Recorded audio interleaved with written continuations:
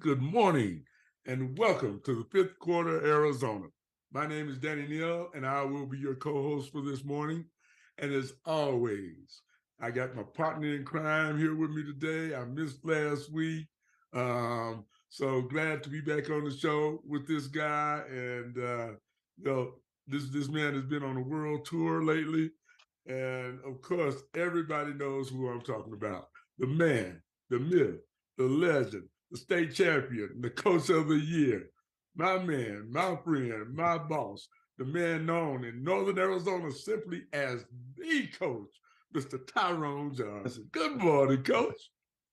Oh, morning, coach. How you doing, man? All right, man. I brought you out this morning, man. I You ain't did, playing. man. You did. That was better than the Kings of Comedy when they was bringing people out. You know what I mean?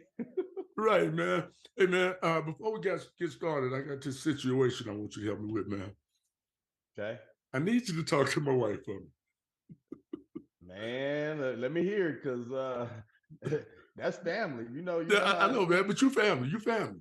Yeah, yeah, We fam. We fam. yeah. You remember when we had the big snow and they were saying that the lines may go down and we may lose electricity and all that stuff a few weeks ago? Yep, I Do you remember. remember that? I do. Okay. I told my wife we might need to get some flashlights just in Mhm. case the lights go out. Do you know she went and got an action figure?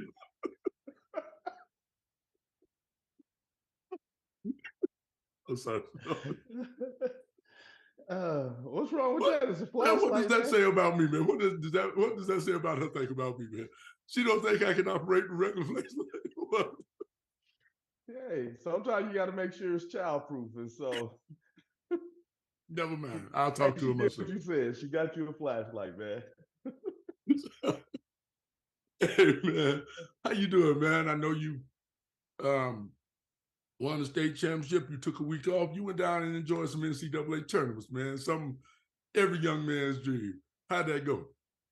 Oh, that was good. It was good in the sense that, I got with my guy Jamal and his dad, Pops was out there. We all traveled up together. Jose was supposed to go, but unfortunately he couldn't. And then we met some the college buddies up there, Eric, and we just all went to the games. We hung out. We were in Denver, and so we got to see a good slate of games.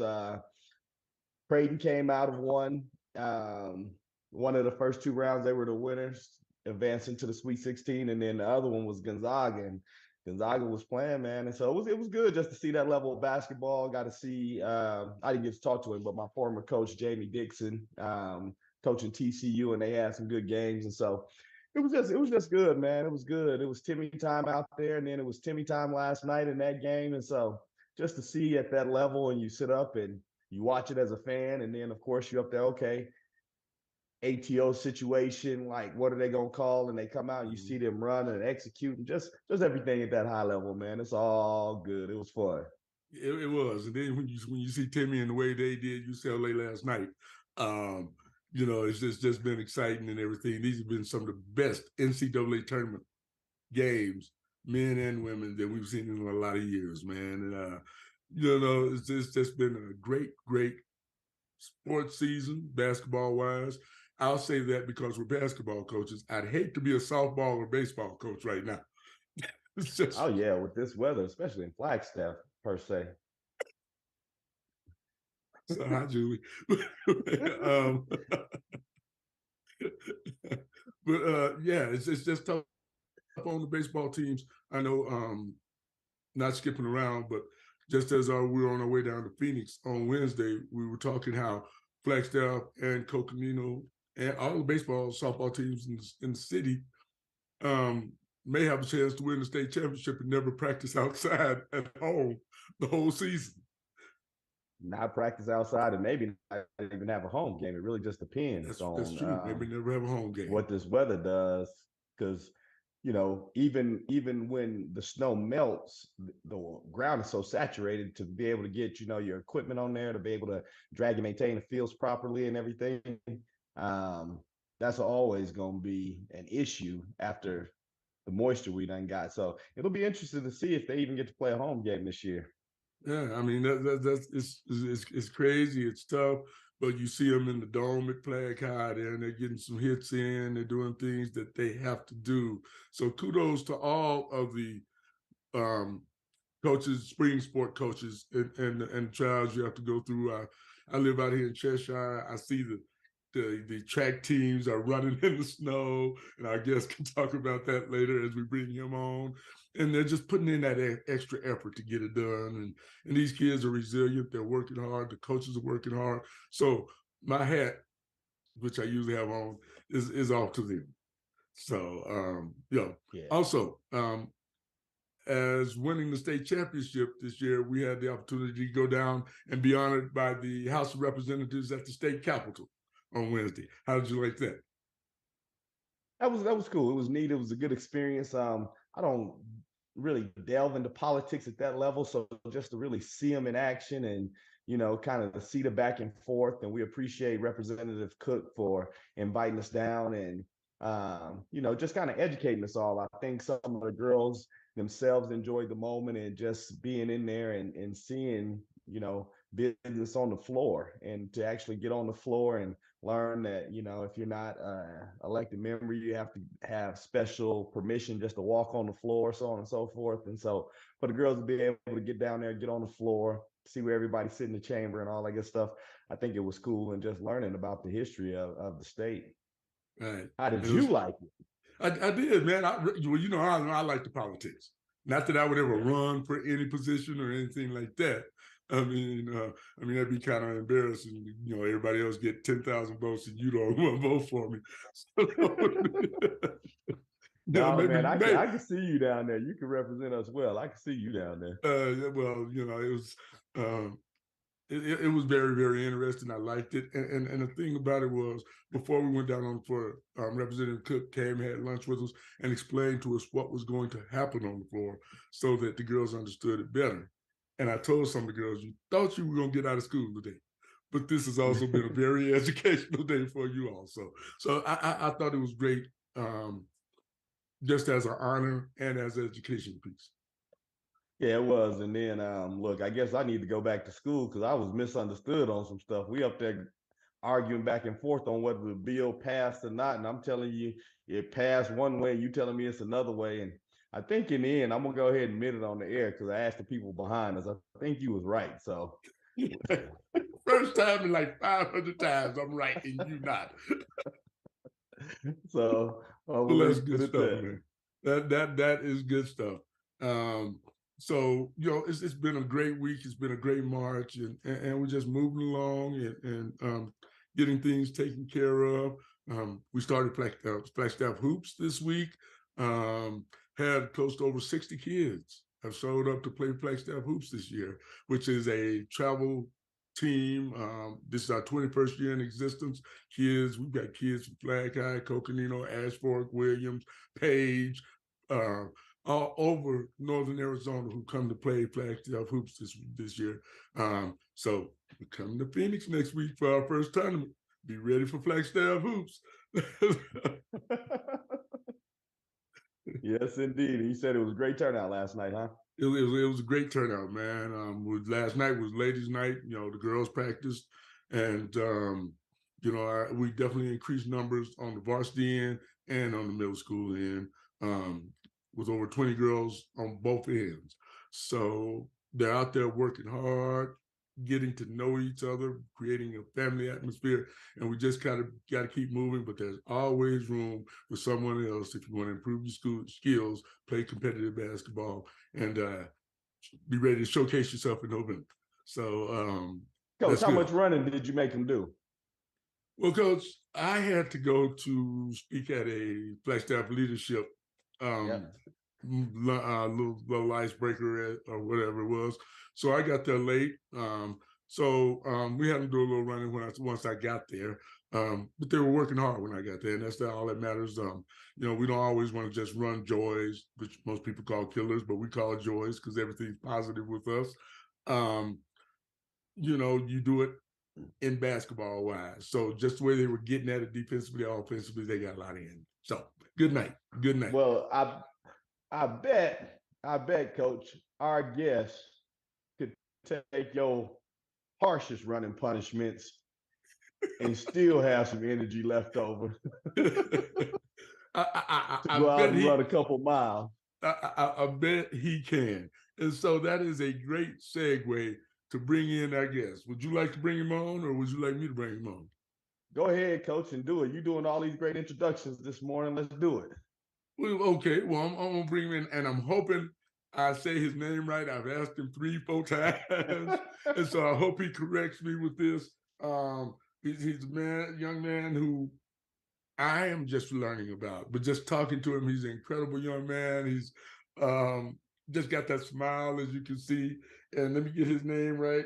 It's Hosava Kretzmann. Am I correct? I was close. So Close. welcome, Yeah. welcome. Oh, thank you. Thank you so much. Pleasure to be here. Yeah, Hosava Kretzmann. So hello, Yate, Loloma. Pleasure to be here. Well, we like that, man. We like that. So Thank you. as we get started, tell us a little bit about yourself. Tell us a little bit about your running career. Jeez. Yeah, where do I start? That's a tough yeah, that's a tough question. I guess I would have to start, growing up in Hopevilla, which is a small village on the Hopi reservation on Third Mesa, and just growing up there, running around all over the mesa. Um, I wasn't in school during that time, so it was mostly just being outside, playing with other kids. And it wasn't until probably till I moved to Prescott. We moved off reservation when I was about 5 years old. Just there weren't a lot of opportunities out there for work for my mom, so we had to move off the reservation to Flagstaff, and I just kept running in school as well when I was in elementary school, and that carried on all the way till middle school. And it wasn't until high school um, till I ran competitively on a cross country team and track team. And I didn't, my times aren't amazing in high school by any means, but I kept, pursuing it, uh, with perseverance and just hard work. And I got into a college program for D2 at Fort Lewis College. And that was just amazing in itself. I never thought I would run in college or have the opportunity to. Um, but I'm so thankful to my community, to just how running's embedded into my culture. That's kept me going. Um, so that part has been amazing. And now I'm here. Now I'm out of college now, out of NAU after just getting my master's and still running. So yeah, it's been an amazing journey. Right. And now you're working on your PhD, correct?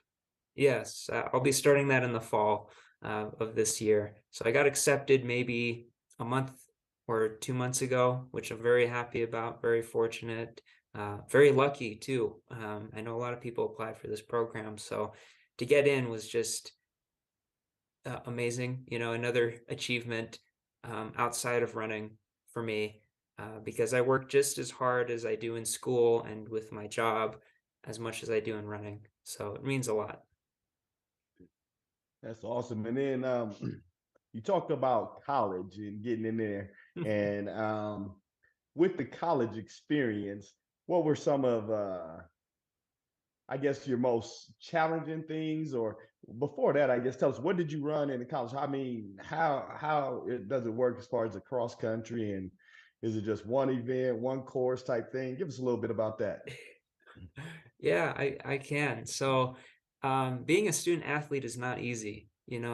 When you're not Right. at practice, you're in the class, and when you're not in class, you're at practice essentially. So a lot of focus goes into that day in and day out. Like you're either focused on recovering for your next race, or you're focusing on studying for your next test. So it's a hard balance, and I applaud anyone who's doing that now because it's not easy. It's really not. And especially for someone like me that doesn't have a lot of resources to even begin with to get into Right. college. I saw a lot of students they didn't worry about finances at all. And for someone like me, that's not an option for me. I had to seek out a lot of scholarships, and luckily, Fort Lewis College offers free tuition for Native students. So that took off a lot of burden for me, and everything else just came through an athletic scholarship, which I'm so fortunate about because the coach there took a chance on me. He had all these other great runners to choose from, that are just coming out of, fresh out of high school, that are, doing amazing things, have amazing times. And, he chose me. He took a chance on me. He saw that I was working hard, and that, I just work hard day in and day out. And it wasn't until he saw me and I got to meet him to where he was like, you know what? I think I could provide you with some help, for to get you here. And I was like, oh, well, I wasn't expecting that, but very thankful for it. And I have to say yes, because that's no other school was doing that for me. Right. Schools were offering some finances, but it was very limited, not enough to really bring me there and have me be committed I mean, I'm committed, but not enough for me to see it as, not just, I didn't want to put my family into debt at all, or Right. myself. So I really had to navigate that field of academics in that way. But yeah, being a student athlete is not easy. It is not easy. It's tough. You have to focus and deal with a lot more than I think just an average student would be, or have to deal with. A lot of responsibilities as well. And I forgot what the other half of your question was. Well, the thing that really getting at, and you made some points going through, and so we can just continue on. But Yeah. as you came into college and the coach took a chance on you because of your work ethic, how did that demonstrate throughout your years? How did your time improve? How did your discipline improve? How did that translate throughout your years of college? Well, it improved greatly. It improved greatly because my first semester there, it was hard to adjust, hard to, and I was still working too. I was working as a tutor as well for a lot of science classes like biology and chemistry. So yeah, I think the first semester was just a hard adjustment. And, my coach made the decision to redshirt me just so I can get adjusted that first semester. And I was still able to run races. I just couldn't wear the singlet or anything to represent my school. So it wasn't until the following year to where I was officially on the team, on the cross country team, and representing my school. And so that really meant a lot to me as well. But yeah, my time's improved because I just kept working at it, kept showing up to practice on time, kept working hard, not only, personally, but my team as well. And so when you have a good core group of, you know, members on a team, and just, equally working as hard as you, it just kind of fuels the fire, so to speak. It just, everyone's accountable for each other. Everyone's there for each other. Not everyone is going to have a good day. And the people that do have good days, you got to support the people that have bad days. And so that's what I learned through that, is a lot of the, captains on my team showing that aspect of, being a leader and having those leadership qualities for a lot of the younger students like myself coming in, and just guiding them and showing them, like, well, what resources are on campus that could help me succeed, like tutoring services, and, Mhm. you know, and just showing me, a path to success, because, that a lot of paths, and for the captains of the team, they're typically like junior seniors, so they've been there for a while, they know what it's like. So you look up to them for a lot of help, and it's a two-way street. So when they graduate and they are out of school, then it's the next generation to be those people that guide the students and help the younger students to succeed and be there for them in all aspects. There's not just being there as a teammate, but being there as a friend, and, hearing their emotions and what's going on in their life. Because, yeah, a lot of tough things can happen in college. You know, you might not get this scholarship. You might have to struggle. You might have to work an extra job. You might have a family member pass away. You know, a lot of unfortunate events could happen. And when you have a good support group, they'll keep you strong, keep you motivated, keep you going, keep you dedicated. And so that's what I really learned throughout my years. And what comes with that is not just running for yourself, you know, running for something bigger than yourself.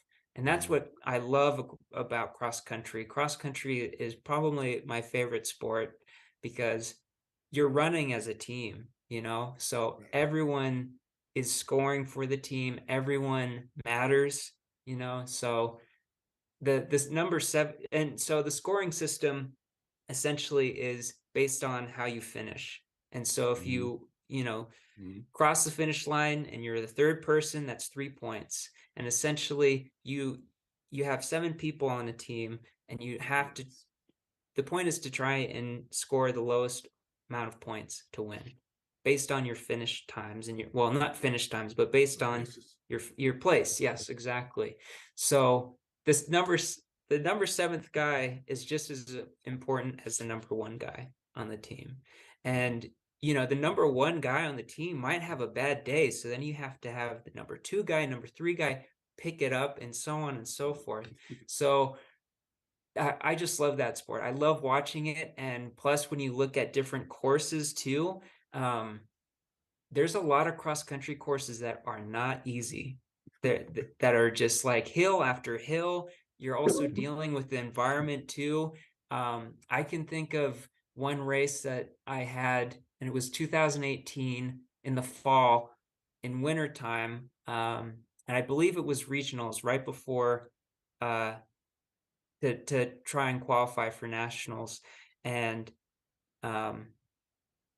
it was the coldest race and the coldest I've ever been. And it was in Denver. I don't even remember what the temperature was, but it was snowing, it was windy, rainy, and you're just out there wearing, you know, a singlet, shorts, you know. I think we had gloves. I don't think I even had a hat on or anything. Like, it's cold, it's freezing. I can remember that day being the coldest I've ever been. I've never that been Denver that cold. temperature is a little bit, it's just crisp. When we were up there, Yes. that's how I described it. Because Flagstaff, we get snow, it's cold and everything else like that. But it's something just a little bit different about that Denver weather. I mean, it's crisp. You can feel it in the air. Yes, exactly. So yeah, and it's nice to know that you're not the only one that's dealing with that. You have 7 other guys there, or you know, 6 other guys besides yourself that are dealing with the same thing. And you just got to put a smile on your face and just run your race, you know, and just do the best that you can. And so yeah, that was a great race, and that was an amazing race, not just for myself but for my team. Unfortunately, my team didn't make it to nationals, but you know, I ran so hard and I wanted my team to make it so bad that I actually placed for nationals as an individual. So it was meaningful to me that, you know, I had their support and their help, but I ran the best that I could. You know, I collapsed on the, you know, at the end, because I really wanted to get my team there. And that was the whole goal for that season, was just, you know, we got to make it to nationals. We got to make it to nationals as a team, you know. And so it's just really meaningful to have that camaraderie. That's all right. Well, I've got 2 questions for you. Yeah, go for it. First of all, it's ironic you talk about how cold it was in Denver, because Flagstaff is a running community. Oh, for sure. Yeah. You know, I think they were telling me, because right here on my street, there's just all down the street, just a bunch of runners. And just talking to them, they were telling me that just people who live in Flagstaff alone, runners, had 7 medals and had 27 medals in this past Olympics. Just in Flagstaff, they had more Olympics out of Flagstaff than they did in some countries. But jeez, I see them out here running, and it's like you say, they got the shorts on, they got a little hat, a little beanie. It's snowing, it's 6 in the morning, and they just, how can that be healthy? How can that be healthy? Yeah. That's a good question. That's a good question. And I like that question a lot. And I think in terms of health, you know, if you're enjoying it, if you're loving it, that's what really matters. And I think for those people that are out there, they're committed to something big. And you know, it's it takes a lot of tenacity to be out there, to deal Yeah, with all that, and to enjoy it too. Um, and that doesn't mean that you have to enjoy it every day, but you know, I think we take for granted. I mean, at least the runners here, they might, or maybe they don't, but you know, just how beautiful northern Arizona is. I think right. when I went to Fort Lewis College, a misconception was that, you know, being from Arizona, it's just a desert. You know, there's just everything's dry, you don't see any water or any moisture, but you know, it's totally not true because most of northern Arizona gets lots of moisture, lots of Right. snow, rain, and you know, we're here at high elevation too. So, I mean, and we have, you know, San Francisco peaks. That's just like the monument of Flagstaff, pretty Right. much. So yeah, I think a lot of people, you know, running just makes you happy. It's Mhm. hard to not have running not make you happy. A lot of people see it as like, oh, I can't even run a mile, you know. But you know, run a mile slow. I mean, I there's days where I have to run slow. I'm Right. proud of it. People assume that, you know, since I run these fast races, I just run fast all the time. And no, I there's days where I take my time, I just jog, I admire the nature out here, I admire everything. Um, but yeah, it it's exciting to see that, you know. I see it all the time too, you know, runners in the snow and, you know, in the rain and by themselves. And yeah, it's a challenging sport. Really challenging, very mental. I would say it's mostly mental.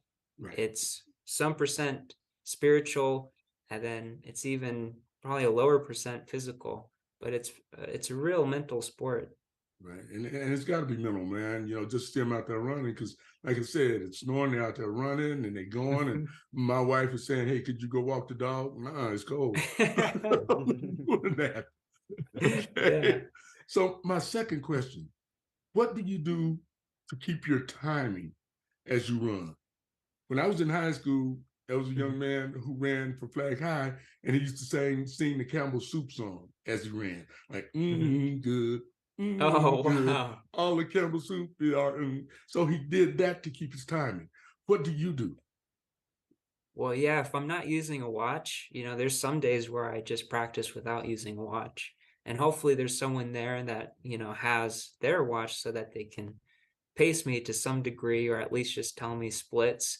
Um, but there's also a natural side of running too. It's just like anything else. You do it enough times to where it just becomes, you know, it just becomes normal. It comes relaxed and it comes to you naturally too. So you know, that's a big part of it too. You do it enough times, you just kind of feel the pace, you know, you don't really Mhm. have to push it at all, but you feel it, you know, and that's kind of the spiritual side of running is feeling it within. Um, but for, you know, keeping a rhythm while I'm running, I just make sure that, you know, I keep my eyes forward. I try not to think negatively. You know, my breathing, I try and just make sure that my breathing is consistent. It's slow. It's nothing. It's if I'm out there, you know, panting, there's something wrong. Either I'm dehydrated or, you know, or I just didn't get enough sleep 2 nights before.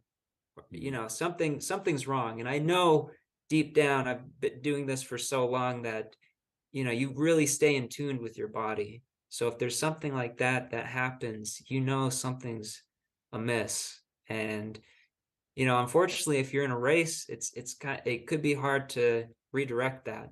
But uh yeah, it's a lot of it for me is for, you know, the rhythm aspect and keeping a pace comes from my breathing. And if my Gotcha. breathing is off in any way, I know something's wrong. But if it's just right, then I know that it's going to be a smooth race or a smooth workout. So with that, like your breathing and everything, you finished the LA marathon as the top American finisher, Mhm. sixth place. Why don't you tell us a little bit about that experience there? Oh, wow. Oh, where do I begin? Well, I was talking about sleep earlier. The night before that race, I didn't get any sleep. LA is a busy city, and where I was staying, I could not sleep at all. So I tried to sleep as best as I can, and then that made me think about Flagstaff and how peaceful it is here and how I get good sleep here. But yeah, so going into that race, I wasn't, I didn't get much sleep at all. And it was just an honor to be there, like I had mentioned earlier with my coach taking a chance on me to join the team. I was just happy that the race director also took a chance on me and let me into this race because, a lot of those races get stacked up with professional runners. And so it's hard to fit in, at a certain point, it's hard to put more people in because it's already stacked. So, I was fortunate about that, and the start line and everything was great. They got my water bottles out there correctly because for the marathon, you need to take in carbs while you're running. And so they got my water bottles out. But yeah, it was exciting. The start, there was only, I feel like there was less than 30 of us at the start line, which was really fun. Just to see everyone there and to see, the other corrals behind us with, hundreds of people. It's just really exciting to be in a big race like that. And this was my first marathon too. So I wasn't really sure what to expect. My coach and I had just talked about a basic plan, which was just, it's going to get hard at some point. It's going to get hard around probably mile 16, but you just got to dig through it, just stay focused and, just finish the race. Don't give up and, shoot for the trial standard, but just know that, just see what happens because there's a lot of hills and there was a lot of hills in that race. And I didn't expect that. I knew there were going to be hills, but not like hills. Yeah. So Beverly Hills, that's all I yeah, know. yeah, exactly. But it was exciting, and that it's hard to remember every single mile. I usually just remember the first 2 miles and the last 2 miles typically. And for this race, it really got tough around mile 20. That's when I started feeling, pain, soreness, and just fatigue from running that long. And part of it might have been sleep, not getting enough the night before. But what kept me going is just saying to myself this word in Hopi, and it's Nahomvita. And Nahomvita means to not give up, to keep going, and to give it your all. And so I just said that to myself, again, here and there, just telling myself, Nahomvita, Nahomvita. And that just gave me strength to keep going and to not give up because whenever I do a race, the two things I try and do is to not give up and to finish the race and to do the best that I can. So I did all those things. And so coming into the last like half mile, I looked at my time and I was like, oh no, I'm hitting 2:19, 2 hours and 19 minutes, which for the Olympic trials, you have to be under 2:18. So once I saw that, I had just a quick negative thought in my mind. I just thought like, I'm not going to make it. And, those feelings of like all this hard work you've put into something and just to have that just come crashing down on you is tough. But, I've been doing this for a long time and I do a lot of training by myself. So I have to train my mind to not do that, and if negative thoughts come into my mind, it's just for a quick second and then I'm right back at it, right back to thinking positively. And that's what happened. I thought about the time, but then I thought, no, I got to finish this. Like I can see the finish line. I got to just keep going. I got to just do this for me. Got to do it for my family because my family came out there. My family has only seen maybe like three or four of my races throughout my whole career.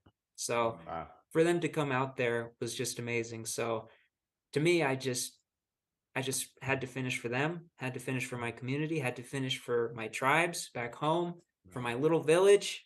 Hopefilla. So when I crossed the finish line, I collapsed because my legs just, running the last, 300 meters is uphill, and running that long on tired legs, it just sucked everything out of me, everything. So when I passed the line, I had nothing left. I gave it my all and I collapsed, and there's a picture of me on all fours and I'm looking super tired, looking like I just gave it my all.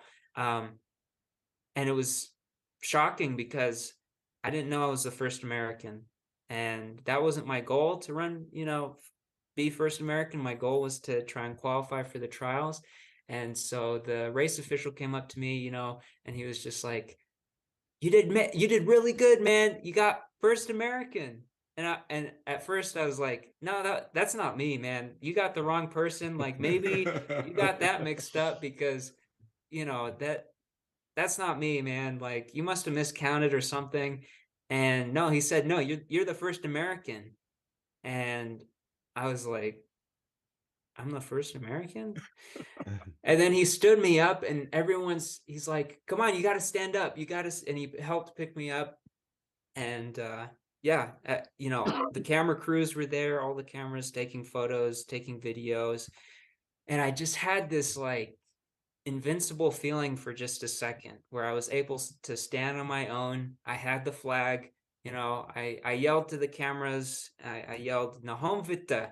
I said, Kokwai. And Kokwai in Hopi means thank you. And I just kept saying, thank you, thank you.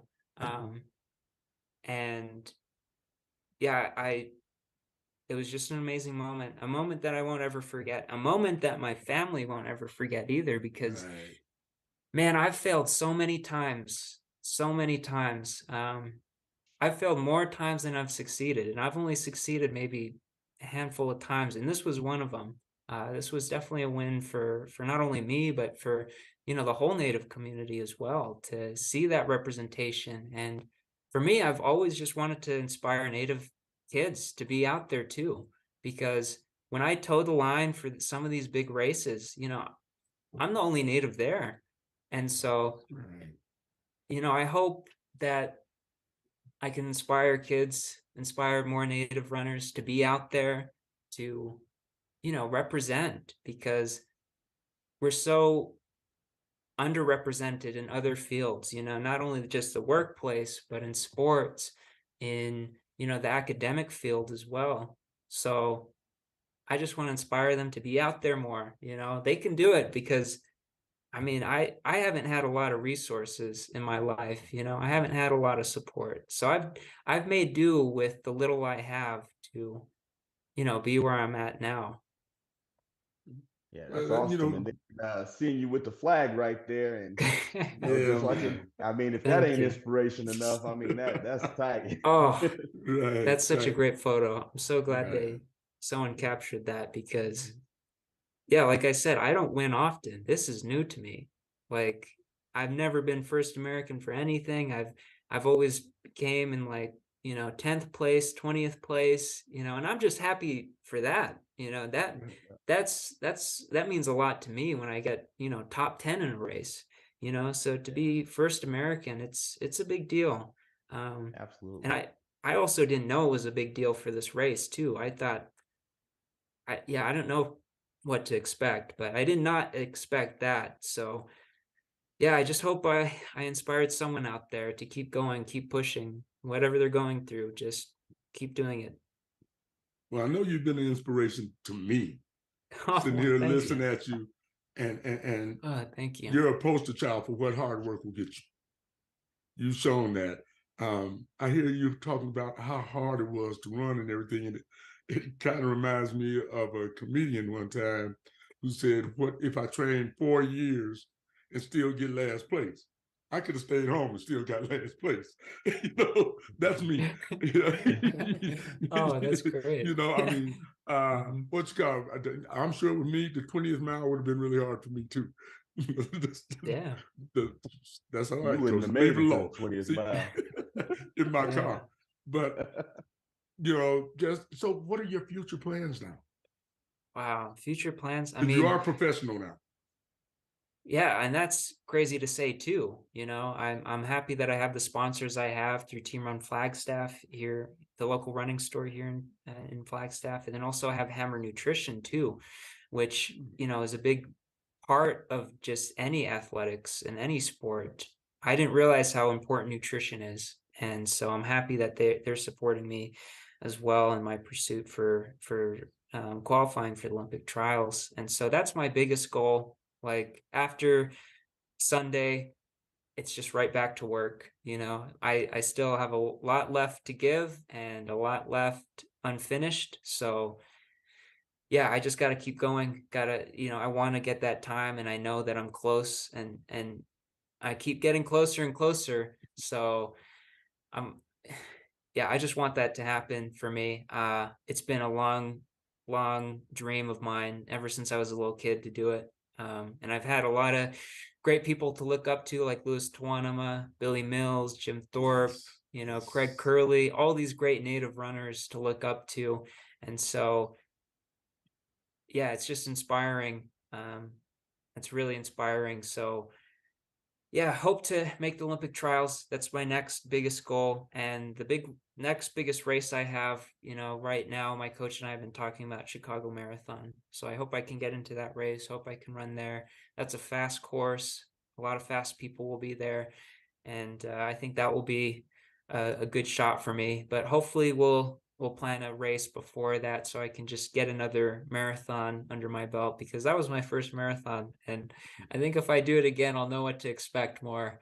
I'll know where and when I'll hurt and what to do when, you know, that hurt comes along and that pain, and just work through it. Okay. All right. Well, you know, this has been a really great show. It's once again, I definitely got smarter. And just hearing you talk about the perseverance, the hard work, and everything to be where you are today. So it's right now. It's that part in the show where we ask you to motivate us with a thought, but that thought is going to come from this week's da da da da da da. Coach Tyrone Johnson's Golden Nugget question of the week. All right, so I typically just go out with a question, but look, I'm gonna do a new thing, and then I'm gonna ask a question. So I'm gonna do some rapid fire questions real quick, and just give me your first answer that you think it should be pretty simple, and then we'll get into it. So, when you're training, do you like to run alone or with a partner? Oh, wow. Can I say both? Because most of my training is done alone, but you know, a lot of people don't ask me to run with them, so that's tough. But when I do have people to run with, it makes the run so much easier. But I do love running alone. So can I say both? Is that possible? You can say both. Yeah, both. Yeah. Okay. Now, if you are running with people, or when you run the marathon, back, middle, or front, what do you like to do? Definitely back. Definitely back and work my way up. Nice, nice. What's the furthest you've ever run in one training setting? Probably like 33 miles, 34 miles. Not far. I'm not one of those people that does 100 miles yet, but hope maybe someday. But 34 miles, just straight out and then straight back, having a little bit water, a little bit of, you know, food along the way. But yeah, 33 Hold on. miles. So you can run from here to Williams without stopping? I probably could. Yeah. Oh no. Oh no. Yeah. And I don't do Coach that Neal, I don't do let that with that let music either. that's mental toughness. Coach Yeah. Neal, let that be the last time you interrupt this rapid fire question session. My bad. Hosava, have you ever had a DNF, did not finish? Oh, tons of times. Yeah. How many do you want to? I mean, I don't think I have a number to it, but yeah, I have DNF'd. I mean, yeah, sometimes with running, you'll run to the brink of, you know, every race I run, I pretty much collapse at the end. So there's been some races where I've hit the gas way too hard and, you know, just have had to, you know, jump out of the race essentially, because it's just too much, yeah, it there's a fine line between running where you could potentially, um, pass out. And then also at that same level is, how healthy is this for me? If I go as hard as I can, will I recover from this? You never know. It's Right. always a gamble, and you can just hope that your body and, everything else is at the same level. But sometimes if your physicality isn't there, you could really hurt yourself. So yeah, those DNFs are probably from where the point where I've reached, you know, the highest point of exhaustion, and realizing that if I go any further, I could potentially hurt myself and pull something and be out for 3, 6 months. And no athlete Right. wants that. So you really Exactly. have to be careful. I'd rather DNF than finish and then have that be my last race forever. So Yeah. There you that's go. how I That's see good. it. Great That's a advice. great point. Great point. Hot or cold? What you prefer running? Hot or cold weather? Oh, cold for sure. Yeah, And then cold. morning or evening? Oh, morning. I love seeing the sunrise. That's the best part of my day when I get to wake up, go for a run before the sun rises. And Hopi and Navajo, that's like built into our livelihood, is that we wake up every morning and greet the sun and say our prayers for the day. Not only to our the spirits and our ancestors, but to our family, and to bless not just our communities and ourselves, but outside of our communities, the world as a whole. So that's a really That's good awesome. time for me to reflect on life, to reflect on why I'm doing this in the first place. That's Yeah. real awesome. That's awesome. Thank you. And then Yeah. the actual golden nugget question. Just Oh, want to know, how does running disciplines translate into everyday life as far as your work, school success? and How do running disciplines translate into everyday success? I love to be bold, and that through both running and through academics and work. I love to work hard. Um, and with that comes with not giving up, no matter how hard it gets. And I've had days where I don't want to run, I don't want to work, I don't want to go to school, I don't want to go to class today, but I still show up. I still do it because not every day is going to be a good day, but as long as I keep showing up, I'm going to persevere. I'm going to set out to meet the goals that I have for myself. And that's important for anyone to have, goals in Right. school, goals in work, goals in running, goals in sports. You have to have goals, and you have to try and do everything you can to meet those goals. And unfortunately, sometimes that means, not spending time with your friends and not going out, and, missing, you know, family. I haven't seen my family, seeing my family at that race.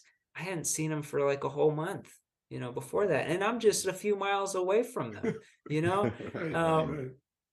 but you get busy in your life, and sometimes you have to make sacrifices for the things you want most in life. And so, you know, that's how it translates to both both to work and to school. And it also just comes back to that key word, in my community, nahomvita, to not give up, to keep going, to give it all you got. Because I think with especially a lot of native students, native kids, native youth, they don't get a lot of opportunities. So when they do, you got to take it full advantage of that and just go with it. And I'm so thankful with the few opportunities I've been given, because those have carried me up until this point. And now I never thought I would graduate from high school. I never thought I would, just because I went to a school that was predominantly, white students and, white teachers. And to have teachers tell you that you're not going to go to college. Your grades are too low. You're not going to go to college for, you know, they it's tough to even think about. But I'm just happy that I persevered, that I didn't listen to anyone that told me I couldn't do it. And when they did, I just thought to myself, like, I'm going to show them, I'm going to show them that I can do it, that I'm not just a statistic, that Right. I'm not just going to be a dropout, because a lot of Native students, they don't make it past high school, and it's unfortunate. And I didn't want to be one of those kids. Um, yeah, I'm just glad to be where I am today, and I'm so thankful that I'm exactly where I'm supposed to be. And to all the Native kids out there, I just want to be a resource to them. If they ever need help with anything, they're welcome to reach out to me, and I just hope I can help as best as I can. We went over time a lot here today, but that's okay. If we have to make this I a two, apologize. no. If we have to make this a two-part show, we will do that because this is awesome. Well, yeah, We're have me definitely back going to if you keep want. you in our contact list because Sure, you're please someone do. we'd like to have come talk to our girls. I mean, if you look at Flag High team, we're probably 90% Native, and someone like you can be an inspiration. It doesn't matter what sport you're in. I'm so impressed with you. Thank you. That we're going to keep you in our bank and have you Thank come you. through and help. But Means I a have lot. one other question for you. Go Since for we it. went over, you see most runners are thin, not big. Where does weight training come in this? Oh, yeah, I try and get it in at least 2 times a week. But, with my busy schedule, working full time, that's all I can do. Back in college, I was able to do it way more, way more frequently. But now being on my own, having to support my own family too, I got to make the most of what little time I have. So 2 days a week with weight training, nothing too crazy. I mean, I'm not in the gym lifting 300 pounds over my head. I'm not grunting. I'm just doing, the bare minimum. I'm just doing enough to keep my bones, healthy and strong, and keep my muscles strong. But if you see those pictures of me, I'm not buff by any means. I'm the opposite of Neither am that. I. Hey, yeah, I know. But I do the basics. If you do the basics, just do a little bit. A little bit goes a long way. But I can't speak for every professional athlete. I can't speak for everyone. Everyone does it differently. But I just do what works for me, and so that's important for any athlete, any student out there. Just do what works best for you. All right, well, man, we really appreciate you on this show. This has probably been our longest running show ever. Oh, And well, it's thanks, Dan. well Thanks, worth it. Coach Jay. Well worth it, man. So Well, personally, I want to wish you all the best of Means a luck. lot. I'm definitely going to keep up with you and see how you're doing. And you got a fan here, man. You got a Well, fan thank here. you. Well, Thank host you. of a Thank ditto you. that Means you a got lot. a couple fans. We appreciate your time this morning and your insight and thank you. just chopping it up with us, man. I think this is Yeah, it what was this is fun. about. Just getting to know people and see their accomplishments and just being able to have a free conversation. So thank you again for just blessing us this morning. Well, thank you too. Thank you as well. And Hieheng Kokwai. I'm not gonna try and say it, but I'm gonna say it. It just means thank you. Thank you. Well, thank you. Thank you. And Thank Hopi. you. Appreciate you. So, well, Coach, this was a great show. We done went over, man, and I don't know little about running, but I'm definitely smarter. And so it's been a great show. But now it's that time, man. Look, you didn't say your whole spiel about like, subscribe, and do all that. So y'all do all the YouTube stuff that you're supposed to do, and make sure y'all subscribe, like, and thumbs up this video, because really this was a great conversation. And so make sure you thumbs it up. But other than that, man, I don't know what everybody else got to do today, but I do know one thing: you ain't got to go home, but you gotta leave here. Peace.